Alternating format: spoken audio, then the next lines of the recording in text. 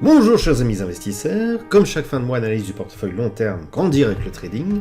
En cette fin de mois de novembre 2021, qu'est-ce qu'on peut dire? Bon, la fin du mois justement a été relativement mouvementée, volatilité, nouveau variant qui apparaît, un peu de peur qui revient sur les marchés. On voit là sur le CAC 40 avec une chute brutale au cours des 2 dernières semaines du prix. Maintenant, il faut raison garder, sur le long terme on est sur une tendance vraiment haussière. Le RSI est au-dessus de sa zone de neutralité.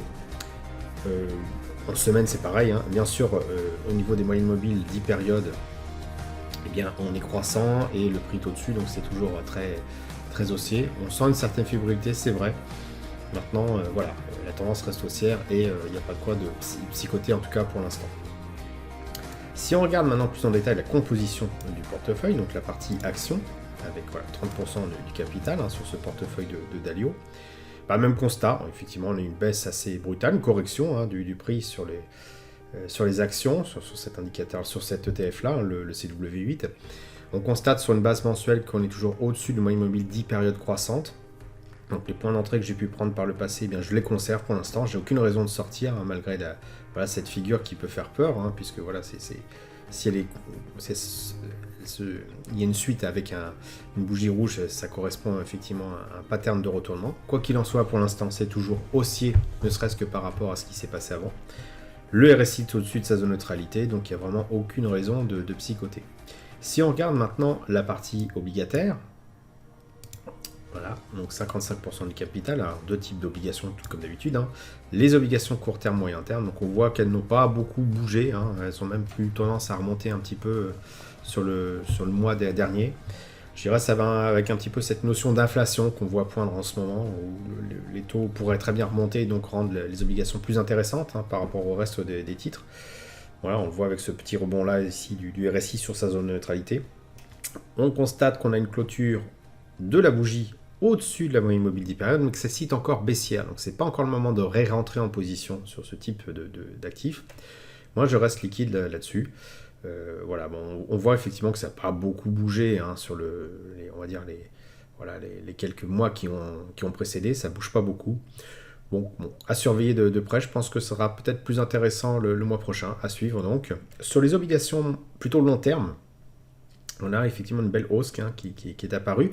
On a quand même un prix qui clôture au-dessus de la moyenne mobile 10 périodes, mais celle-ci est toujours négative. Maintenant, on sent bien qu'elle est en train de se retourner. Sur une base d'une semaine, on voit qu'on a des oscillations de part et d'autre des zones de neutralité, autant du RSI que du stochastique, ce qui laisse à penser qu'on est dans une espèce de range, certes de grande ampleur, mais de range quand même. Donc il n'y a vraiment pas lieu encore de re-rentrer en position, c'est peut-être un peu trop tôt. Quoi qu'il en soit, donc à surveiller. Donc on voit qu'on est liquide sur les obligations, long court terme, moyen terme, qu'on reste encore potentiellement en position sur les actions, mais qu'en est-il des matières premières? Alors les matières premières, on le sait depuis quelques temps, donc il y a deux choses, il y a l'or tout d'abord, avec une belle reprise de l'or et puis une correction qui s'est faite assez brutalement. Alors pourquoi? Je serais bien normal de l'expliquer. Est-ce que les gens sont allés plutôt sur tout ce qui est obligataire parce que voilà, les taux peuvent monter, donc ça devient potentiellement plus intéressant que l'or? Pourquoi pas? Quand on regarde en détail, donc je ne peux pas le faire voir ici, mais sur une courbe avec une unité de temps plus rapide, on voit que la baisse se fait avec des volumes qui ne sont pas forcément non plus énormes, ce qui laisse à penser que c'est une prise de bénéfice dans ce mouvement qui a eu lieu là, et qu'a priori ça peut continuer après, ça peut repartir. Je suis plutôt sur ce scénario-là, quoi qu'il en soit, au niveau de la stratégie pure du koala, on est sur une clôture de bougie au-dessus d'une moyenne mobile 10 périodes croissante, donc on reste en position. Et je dirais, si on suit un peu ce qui s'est passé, voilà, on est rentré en position le mois dernier, ce que j'ai fait à peu près ici, puisqu'on avait une moyenne mobile 10 périodes croissante et puis une bougie qui clôture au-dessus. Auparavant, ce n'était pas trop le cas parce que certes, on clôturait pratiquement tout le temps au-dessus de la moyenne mobile 10 périodes, mais elle était encore rouge, donc c'était peut-être encore trop tôt pour se positionner. Ici, on voit bien que la mèche du pétard est allumée, donc il y a eu un retour de flamme. Moi, je vois vraiment comme une prise de bénéfice, comme je vous disais, avec les volumes qui ont baissé dans cette phase correctrice. D'ailleurs, on le voit un petit peu ici, on voit que voilà, les volumes sont plus faibles par rapport à ce qui s'est passé avant dans la phase de hausse, ce qui laisse à penser qu'il y a plutôt peu de personnes qui ont pris leurs bénéfices.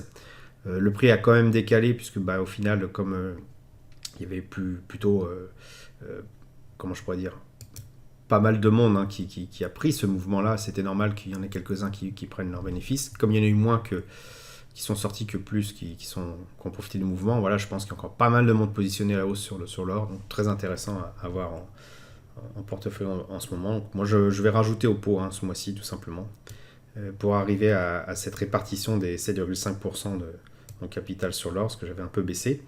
Qu'est-ce qu'il en est des autres matières premières? On entend beaucoup parler d'augmentation des prix, d'inflation sur tout ce qui est matières premières.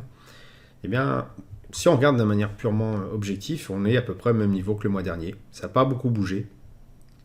Ça a beaucoup bougé ici, effectivement, sur le mois d'octobre. En novembre, pas tant que ça. Donc, il n'y a pas eu non plus de psychoter plus que ça. On voit que d'un point de vue stratégie pure du koala, on est sur une clôture de bougie mensuelle au-dessus de moyenne mobile 10 périodes croissantes. Donc, très, très haussière. C'est clairement un moment... Il n'y a aucune raison de vendre. On peut rajouter au pot si on n'est pas déjà positionné. Moi, je sais que je suis servi pour les 7,5% de capital que j'ai alloué à ce portefeuille-là. Un RSI qui est au-dessus de sa zone neutralité. Bon, vraiment, il n'y a pas lieu de paniquer plus que ça. Je dirais que voilà, à part les obligations, pour résumer, on est quand même positionné sur le long terme. Donc, c'est relativement intéressant. Donc, qu'est-ce qui va se passer les mois prochains?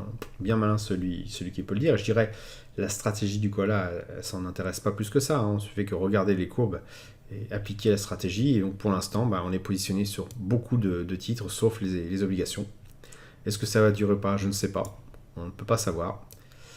Mais voilà mon analyse en tout cas pour le mois cette fin de mois de novembre. Voilà, j'espère que vous avez apprécié cette vidéo. Si c'est le cas, vous pouvez laisser un pouce pour m'encourager à continuer. Abonnez-vous à la chaîne YouTube pour ne rater aucune nouvelle publication. Je vous dis merci et à bientôt sur le blog.